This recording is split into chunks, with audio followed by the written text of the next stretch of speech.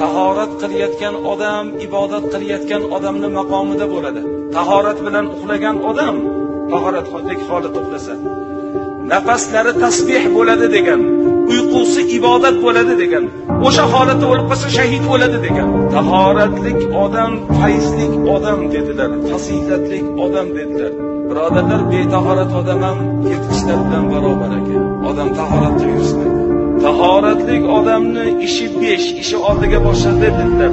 Tahoratlik odamdan shayton qochadi dedilar. Tahoratlik odamning duosi ijobat dedilar. Tahoratda yurgan odam albatta qabrda rohatda yotadi dedilar. Bu oxirgisini aytdilar.